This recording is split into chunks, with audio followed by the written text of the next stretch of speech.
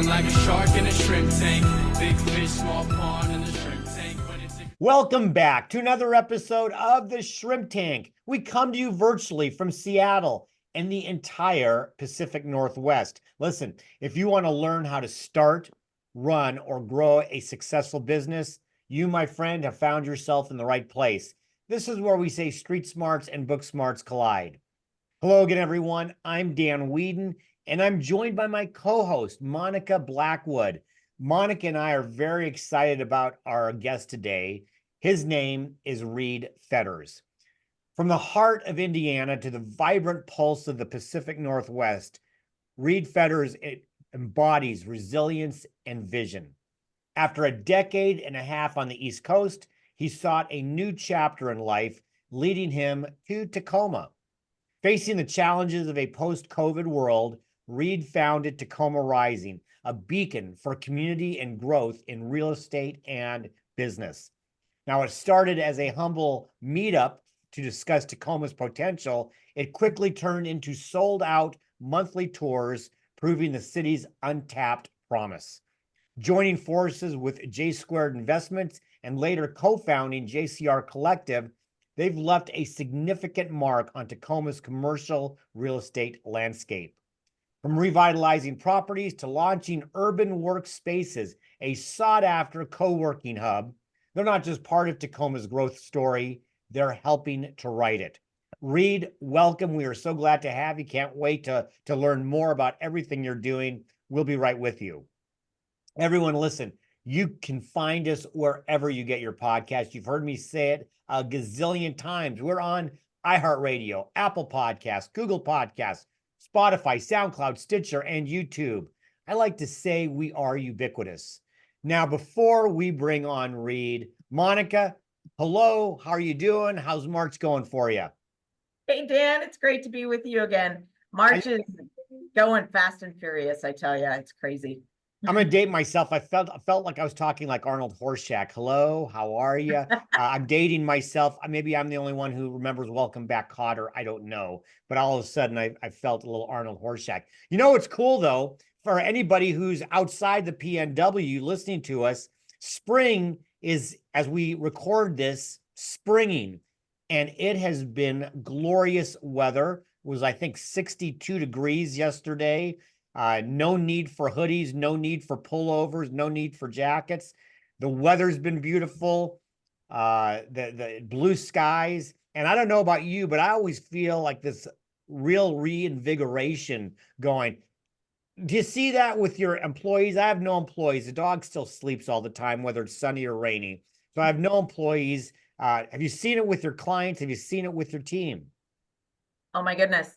Spring is definitely here in the Pacific Northwest. I agree. We had, like you said, 60 some degrees yesterday. Over the weekend, it hit the 70s. I got a little bit of sun. When I was out watching my son's baseball game, it was kind of crazy. And, true for Pacific Northwest, it's gray again today, but that's okay. But it's not raining. It's not raining, no. To answer your question though, absolutely. I think, everybody starts feeling better when the sun comes out and has a little more pep in their step, and they're willing to take on a little bit more, and those daunting tasks really do become not quite so daunting. People are ready to take a challenge when the sun's out and they get that first dose of true vitamin D from the sun. So it's great. But and not to take a dark twist on this, okay. But I just want to remember, because Dan, that mental health is something yes. big for me.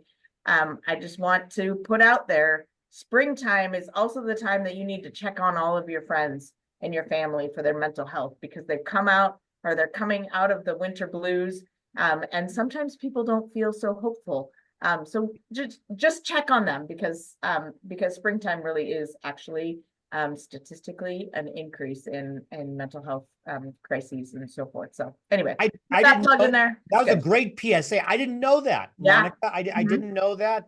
I'm gonna write about it for next week in my blog post. I didn't know that. So yeah, it's because people don't feel like, they think they expect winter blues, but then when they are still feeling a little down through March and April, then they feel like there's a loss of hope. So anyway, there you go. Well, that's a great reminder. Where there is no loss of hope is on this show, because we have a great guest today. Speaking of taking on challenges and head on and growth and rising and blooming and all of that. Reid Fetters, he has an amazing bio. I was so interested in reading all of it and hearing more. Reid, first of all, welcome to the show. I got to ask you before I ask you to tell more about yourself. You can come into this spring conversation. I know Tacoma's getting the same type of sunshine that we got. How are you doing with the sun coming out? And then tell us, how did you get into all of that you're doing in Tacoma, especially coming out from Indiana? Well, thank you for having me on the show today, Dan and Monica. I really appreciate it. And I have to admit, spring is probably my favorite time of the year. Once we hit June 21st and the days start getting shorter, I tend to feel a little sad. But all the way from March, April, May, I love it because the days are getting longer. This last weekend, I did a lot of hiking with my son and doing a lot of fun things outdoors that we haven't been able to do to an extent where fully, full sunshine and some heat out there, which was nice.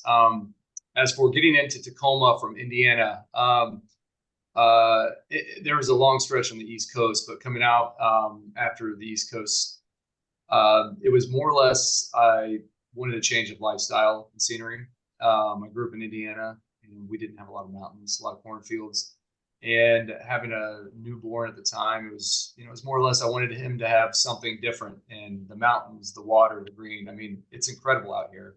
And my brother moved out here. One of my brothers moved out here about 9 years ago, and when my nephew was born, I flew out to see him, and it was August. I forget the year, but I guess subtract 9 years. But I got suckered into it in August because, obviously you come to Seattle, the Seattle area in August, you're probably going to be hooked. So I started coming out a couple times a year, and I just got hooked on it. And there's a Starbucks at Alki Beach. And I spent every time I come out, I go up there every morning and work there all day and just watch the ferries come in. And I just I got to be out here.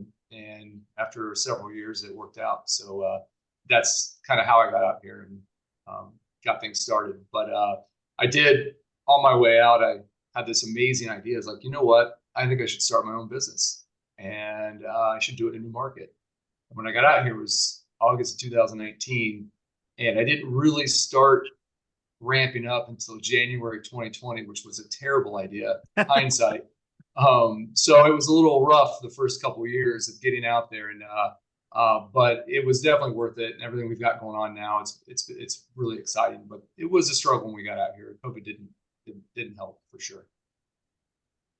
So tell me, Reid, you fell in love with the place. You fell in love with the ferries. That's like an iconic thing here in the Pacific Northwest, and what's not to love about the ferries. But you did this in a time in 2019 and then opened in 2020, and everybody talks about how difficult of a time that is to open a business, and yet I talked to so many people who opened a business in 2019 and 2020. It's crazy. What are some of the things that you picked up in that quick hustle turnaround time frame of thinking things were going to be great and having a totally different landscape in the course of 4 months or whatever it was? What did you pick up? Well, I would say I'll start with this. Originally, when we had decided to move out here, we were thinking Seattle. And the opportunity came. There was an opportunity for my son's mom at the time it was either Seattle or Tacoma, and Tacoma was a better offer for her. And I knew I was starting my own company, so I was like, you know what, my mind wanted to be in Seattle, but you know what, we'll make Tacoma work. We'll figure it out. So we came out to visit over the 4th of July of 2019, and I started driving through downtown, and that's when I was like, the potential of Tacoma is like, what is going on here? And I was like, this is incredible. So it started there. Like the excitement for being, for heading out to Tacoma started during that trip. And a month later, we moved out. So I was getting all excited about just like, oh, I'm going to sell all these coffees and all these, which I did. And we got into a point where it was February, and we started seeing signs of, some things happening in Seattle and across the country. And then March was like, okay, we're done. We're going to stop. No more going in the office. And that's when, my background for the last 10 years has been commercial office co-working, right? And we're like, what is going to happen here? And I spent a lot of time trying to figure out where are things going to head for office, what's going to happen. And with my background of co-working, I had this sneaky suspicion that co-working would be kind of the wave of, it's where things were, the flexible office, where things were heading. So I kind of just kept my foot on the gas with the mindset. I kept pitching ideas and getting out there and meeting people. And it was not a good time. Like the Seattle freeze is a real thing. I don't mean to, I'm normally not negative, and it's not meant to be negative, but it's real. And I had this issue where I was like, is it what I'm working on? Is it that it's a new market that I don't know people? What's going on? Like, what are the issues that I'm running into? And what I found was that you just got to keep grinding. You've got to keep making phone calls. You got to get out there. And as long as you were manifesting what you want to do, that to me was the biggest push. That's where I saw the success, because people saw the passion and knew I really believed in what I was working on. And I think that's where I started kind of getting connections and small jobs with pocket pickup and whatnot. But I just kept grinding, if that makes sense. So that's where I saw it. So I want to stay on the urban workspaces, the co-working. If you're watching on YouTube, you can see that Reid is at his office there. If you're not, sorry, it's bad radio. But, Elena Imbach, who owns Vibe Co-works in Paulsbo, she's been a guest of the show 2 times. And I know her Genesis story that goes back about 7 years. And I remember when she first asked me, she was still living in New York. She asked me what I thought about co-working, because I had no idea. I didn't know what that meant. I had no idea. I knew what the words meant, but I didn't know what it meant. And then I think I started uncovering that there were these hidden places that were just offices. They were simply, and I don't want to use the word drab, but I'm going to, they were kind of drab offices. And what Elena created, and what I've seen on your website, is the total reimagination of co-working into something that, as you said, it's not only a trend. I think coming out of the pandemic, it's hugely popular. Talk about your vision of not only urban workspaces, but the ability for using property. I mean, you're in the property management business, not for somebody's office, so to speak, but for co-working facilities throughout different areas. Sure. So the co-working is a tool that I use. My background is architecture. So my main company is FC Group. That's my parent company. That's where I started. And then it turned into, I started an architecture firm with my colleague, Chris Davidson, and where I focus on office and activating space. And so my pitch is mostly to landlords, developers, and helping them understand their vacant space or underutilized space. The space here that you see, I toured it 2 years ago. It was vacant. The landlord was told that it's not leasable. It'll never be anything other than storage. And I walked it and I said, I don't think that's accurate. And I put a pitch together and I said, listen, I'd like to have this whole floor. And it's actually on the mezzanine level, which is one floor from the first floor, above the first floor. It overlooks the atrium, which if people come and tour, they'll better understand it. But what it does so many things more than just co-working. So co-working is a great usage of commercial real estate. It allows people to utilize office space and have shared amenities. So it's a great program for businesses, small businesses and entrepreneurs. But on the landlord's behalf, it does much more. It activates the building. It creates energy, a buzz that helps them lease the rest of the building. It gives them all these other benefits. So my pitch to the landlord on this particular location or urban work is that Let's look at urban work as an amenity to your building, and let's help activate your building and help lease the rest of your building, basically. And when people come into the building, they're looking up one floor, and it's offices all the way around, and people working. So that energy creates a buzz in the building, and people naturally want to be there. And so it helps lease the rest of the building. Now, the interesting thing was we had leased this building. So the Road Center, which is in downtown Tacoma, is 140,000 square feet of commercial office. And when I got involved about, it was a year and a half ago, almost 2 years ago, it was 40% leased. And in 9 months, we got to 99% leased before the co-working. We just opened the co-working about 2 months ago, and we're almost completely full. And it's so the success that we had in the building and in the co-working stemmed for a lot of the things that we were planning for and doing together as a combined concept between co-working and traditional office space. So back to the question, co-working does a lot. There's a lot of things that it can create, and a lot of the locations or the places you're talking about are single. They're single businesses. The building is co-working. But in our concept, or my concept, is that I believe every building has an ecosystem across, especially in downtown Tacoma. There's an ecosystem there. You just have to figure out what that is.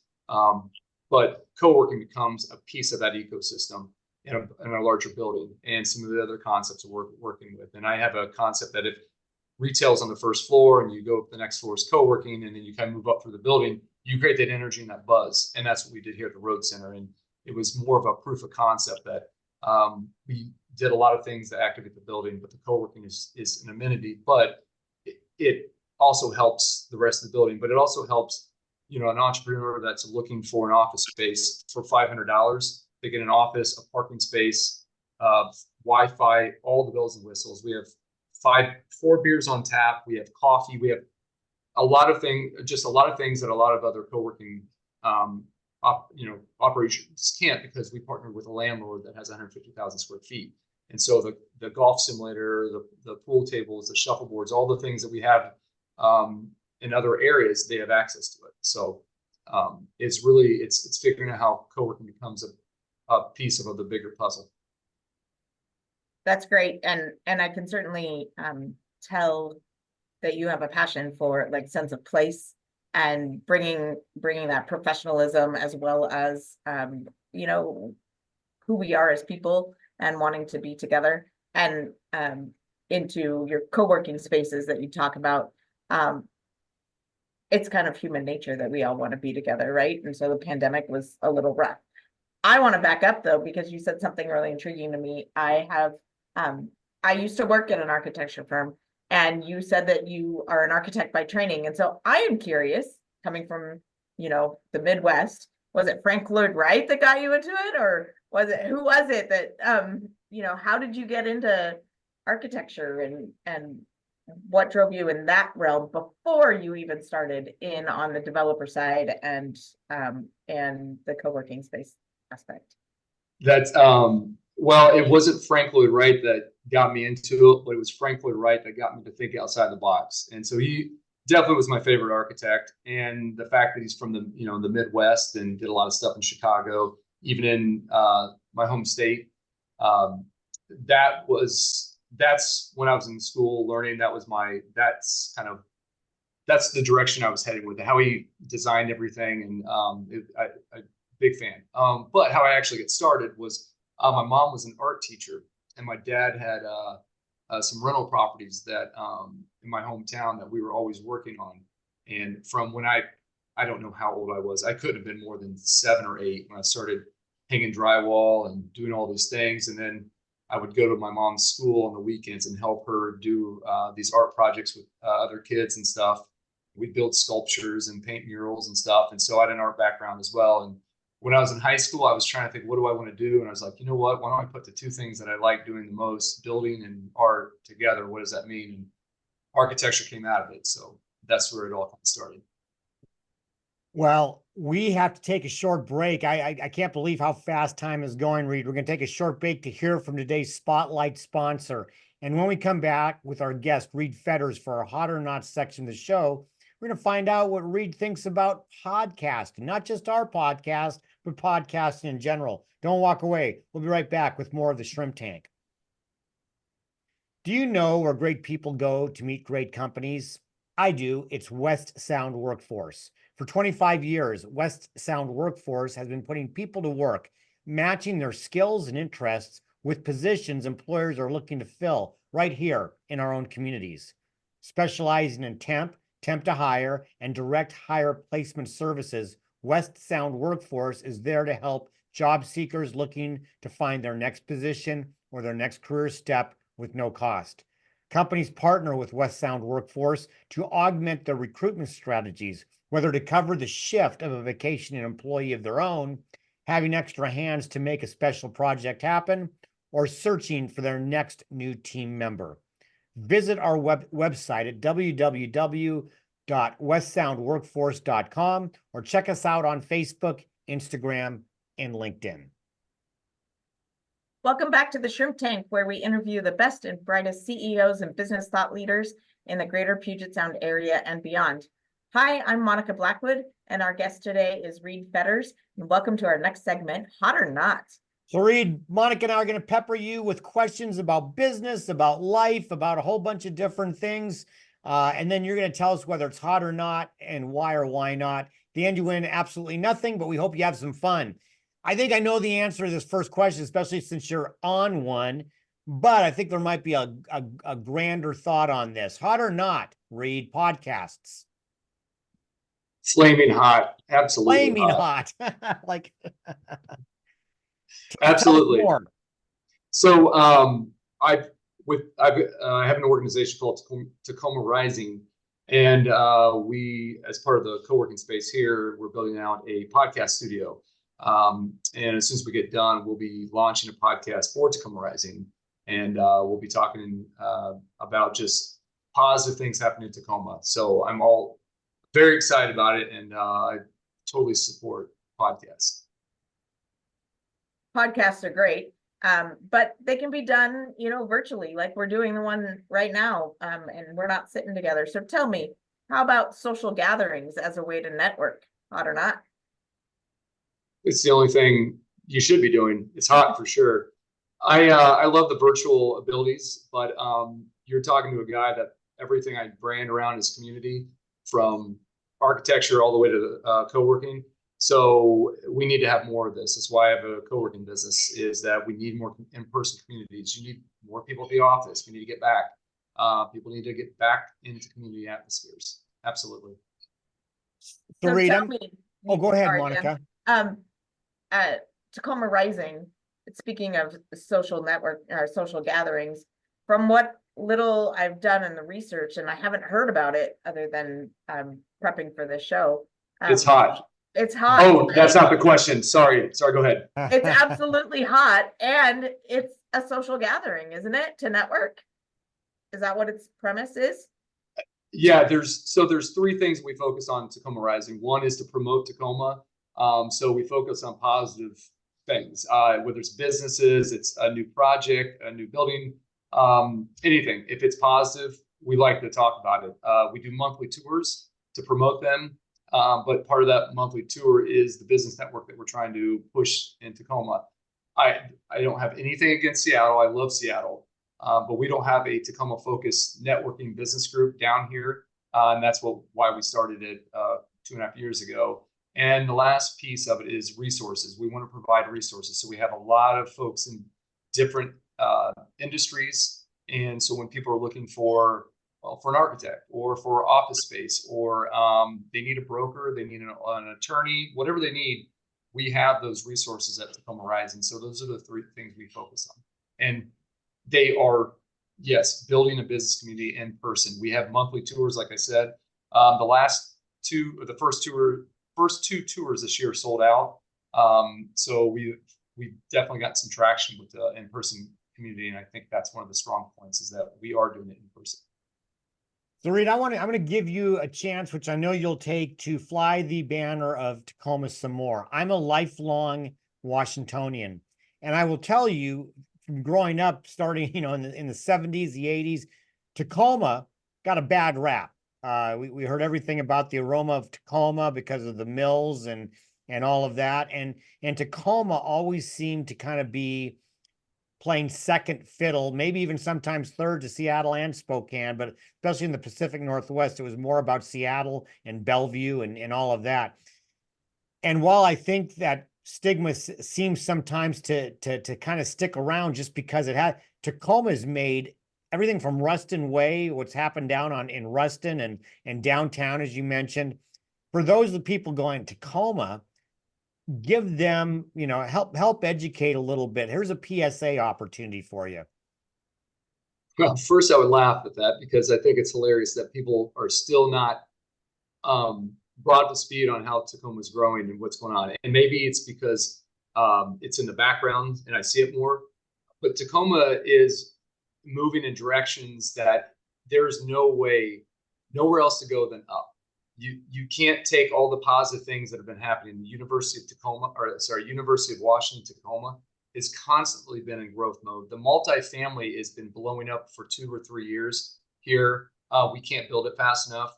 I mean, I would throw it out there.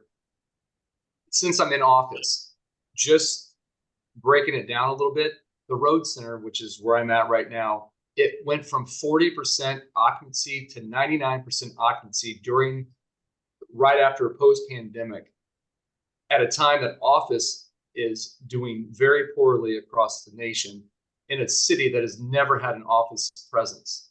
And just that alone, I hear a lot of negative things happen across the economy. We had a lot of forecasts this year.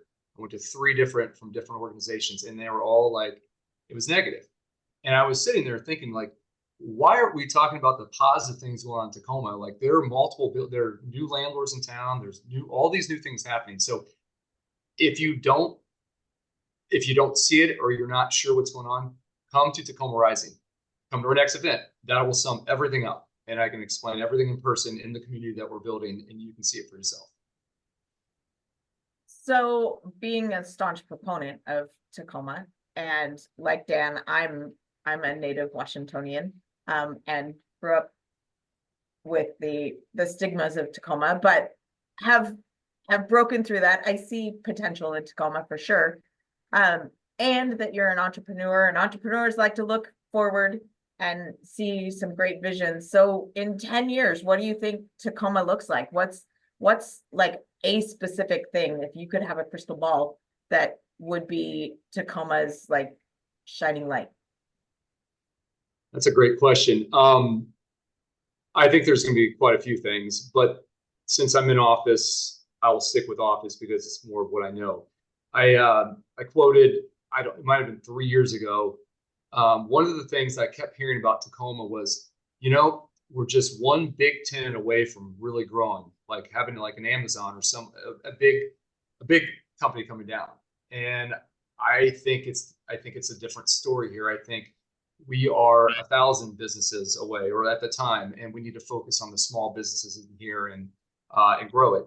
And I think we're going to have a couple homegrown Tacoma businesses pop off, and just all of a sudden they're going to take some serious square footage, and we're going to have some really significant growth within Tacoma from Tacoma, and more so than we'll see other bigger companies. I think they will come, but I think it's going to be because things that we've done here internally, it will invite others to start coming to Seattle. And I do know that Tacoma is hot right now in commercial real estate, because we're hearing a lot of that. People are starting to come down to these events from Seattle, which is exciting. So we know things are happening for sure. Well, Tacoma really kind of has expanded into, whether we're calling it areas of Ruston or University Place, where Chambers Bay held a U.S. Open and a women's U.S. Amateur recently. There's a lot of places sprouting out on what the outskirts of what downtown Tacoma is. I just was wondering if you could, I named 2. I named Ruston and I named University Place. What are some other areas that you would consider part of the overall Tacoma vibe, so to speak? What is all part of Tacoma? Well, I'm going to focus on one. It's our, we haven't announced it yet, but it's our April tour. April 18th, we are touring the Proctor District, and it's the north end of Tacoma. and it's a Rush property. It's Madison 25. It's where the Cactus is, and it's where the Brown Winery tasting room is. And I was at Brown with a couple colleagues last night, and we were planning the event and whatnot. And the manager said, that is the highest grossing store that they have, which they have Seattle, Bellevue, and some other locations. It is Proctor, and they're outgrowing their space. The reason we're doing a tour in Proctor in April is because we want to showcase all of the things going on there that are happening. It's a walkable community. There's a ton of positive things there. So that to me is one of the most successful neighborhoods in Tacoma, if not the. And I think we should be taking some lessons on that. But we have a lot of that stuff happening in Tacoma that I think are growing. And from neighborhood to neighborhood, those were areas we'll see more growth for Tacoma as well. I'm going to switch gears on you a little bit. You talked about Tacoma Rising starting up a podcast here shortly. And you just mentioned also that you've got this April 18th tour happening in Proctor District. Are those things like marrying up as a potential like topic of what your podcast is going to be and whatnot, or what are you thinking the content of your podcast is going to focus on? There will be a portion of every podcast. We'll probably do 2 a month to start, and one of them will be we have some interesting things lining up with music. There's a music venue that we're putting in the Road Center.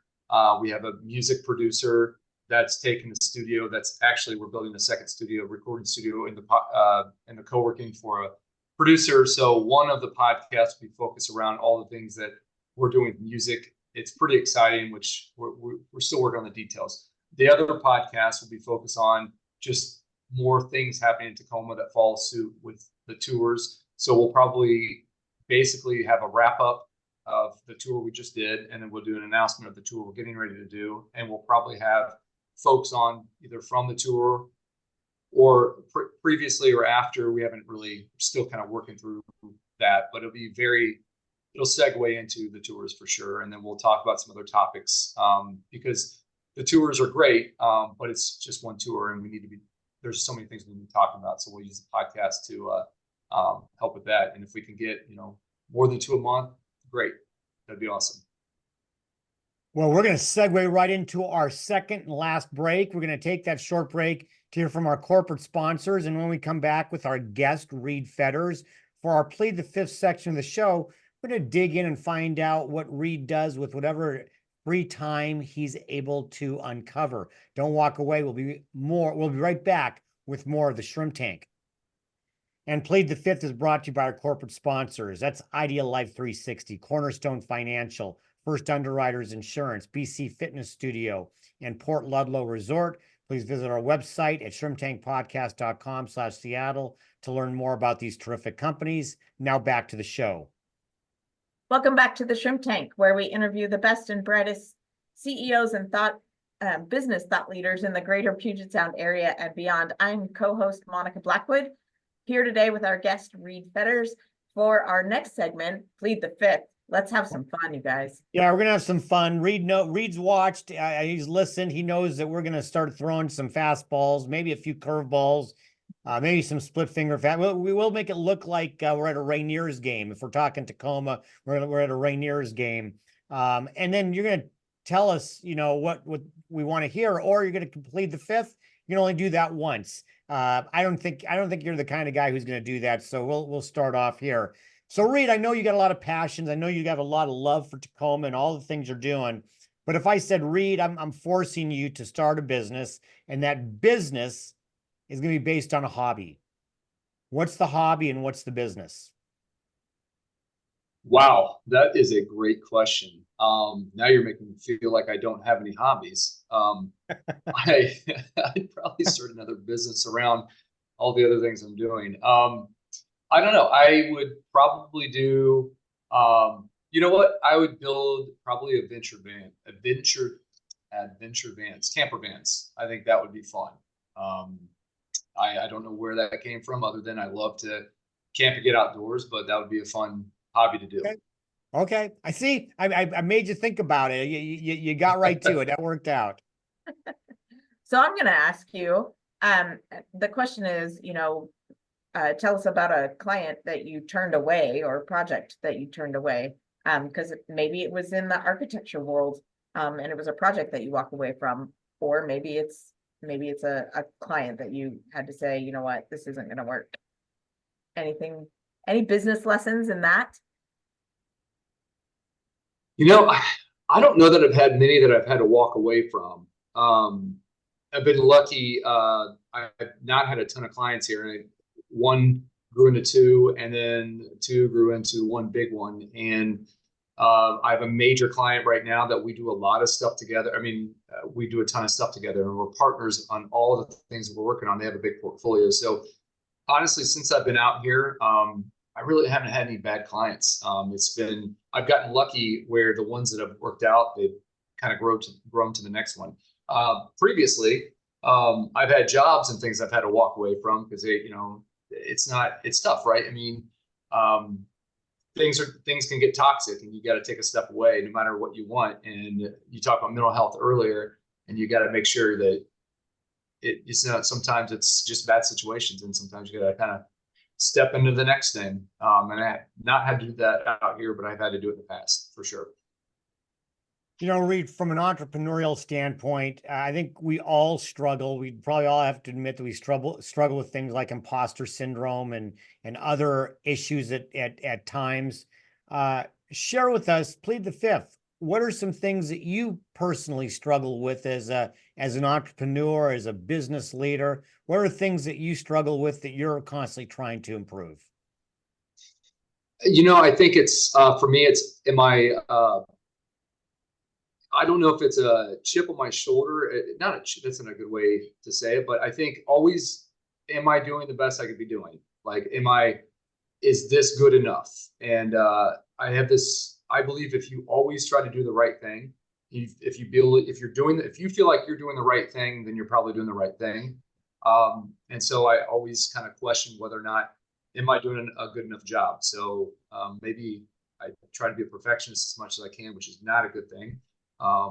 But that would be a big one. Another thing I ran into early on was I could not determine when I should be marketing, when I should be doing business development, how much work I should be doing.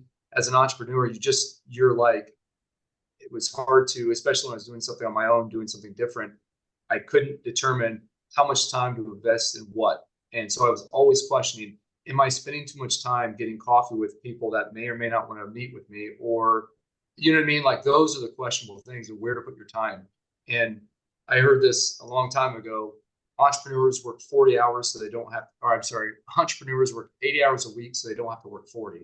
And it's true. So, so finding where to put your time, that was a tough one for me. I bet that's a really interesting kind of conundrum to have when it's a battle of, it's not a battle of time. Do I spend it doing my emails, or do I spend it working on, hands-on on a project? But really, when you bring into the factor of, am I spending the right amount of time meeting and developing relationships with individuals over a cup of coffee or whatever it is, that I'm sure, as I'm thinking about it, going, wow, yeah, that would be really difficult to figure out. Am I balancing that appropriately? Because really, it ends up being all about relationships, right? So my plead the fifth question to you now is, who in your life has been the most influential in your career journey, building those relationships? Oh, wow. Who would be? That's a really good question. Well, one is, life is all about relationships. And I say this a lot recently. It's over the last year and a half. Your net worth is your network.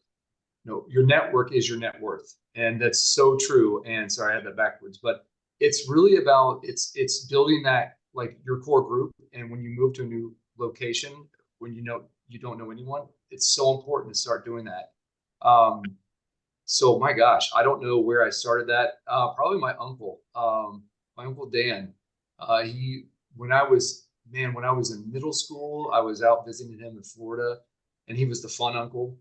And I remember he kept trying to get me into sales, and because I don't know, that's one thing I think I've been good at is connections, talking to people and making connections. And so he always tried to get me in sales, and he will always tell me the importance of that. So I would say that it would probably go all the way back to that, is the importance of communicating, meeting people, and building good relationships. Well, as an Uncle Dan myself, I can tell you that Uncle Dan's are always the fun uncle. I'm just saying that. So, my last question for you, Reid, you know, and I was just listening to you earlier in the show talk about coming out of the, you know, building a business through the pandemic, and your networking, your building connections, your office spaces, property management, all that. What's the biggest lesson that you learned, and maybe we should have all learned coming out of the pandemic? What is that, probably that biggest professional and personal lesson that we learned? I think it would have been, I think I mentioned earlier, it's you manifest you really have to grind it out, and you manifest your future. Like, it was, if you sit and doubt yourself, if you don't get out and go do something or whatever it is, just get out and go do it and be a problem solver, figure out those problems, talk to people, ask questions. I think if you just, whatever you're doing, if you keep driving and keep pushing, it will turn into something. Something will happen. You just can't give up. And that was the one thing that I think that one good thing I had growing up was I never really gave up. I just kept grinding and grinding. And I think that's where success comes from. It doesn't matter so much what you know, and the who do you know does make a difference. But I think as long as you keep grinding and staying positive, that would be my biggest lesson for sure. So building on that, Reid, what is it when you're grinding so hard like that, and it's day in and day out and minute by minute, and you're not seeing what you really want just yet? What is it that keeps you going? How do you take that next step, and how do you do it again the next day until you see those results? Well, I've taken some gut punches since I've been out here for sure, and I've heard a lot of no's. I would say I have a home gym for a reason, and that was exercise is how I got through frustrations, because I'm competitive by nature in general, and I guess I just never. I can hear no a lot, but no isn't my final answer. And so working out and getting all those, it's tough. It's tough to keep going. And just, I don't know, somehow I wake up the next morning and I solve that problem. So one example, when I pitch an idea, I welcome holes. Punch as many holes as you can, because that's what I'm a problem solver. So I will figure out those holes, and I'll come back and I'll ask the question again. And gradually those ideas become better and better. And then that's how a lot of the stuff we do comes to life, is that we just keep punching holes and filling them, right? Okay, and just get time after time, and you just got to keep getting back up. And my way to get back up is to probably work out and just find an escape. And there's certain things that snowboarding is one of them, that watching movies, going to the movie theater, which was tough the last 4 years. That was those were some of the only times I could really get out of my head and think about nothing and escape. Because if you're snowboarding and you're in your head, you're going to be on your butt and it hurts. So that was kind of the thing. So I made myself, mountain biking was another thing, just escape for that, get out of that for a little bit, and then come back, regroup. So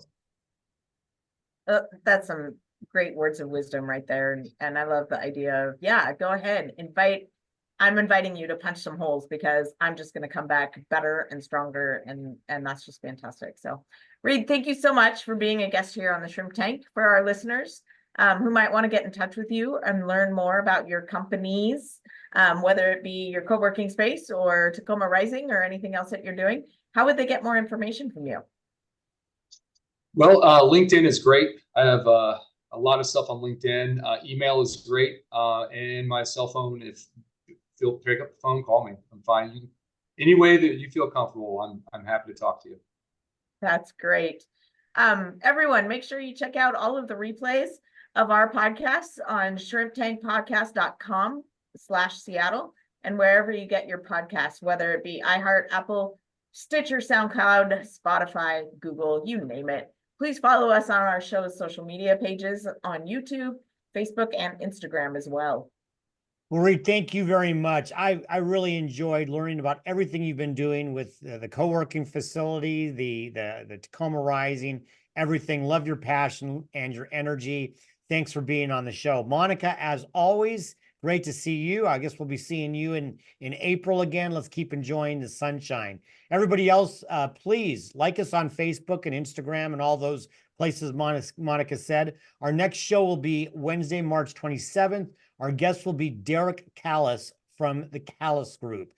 Michelle Baumberger will be my co-host. In the meantime, be safe, be well, and be prosperous, because until next week, the shrimp is back in the tank. So long.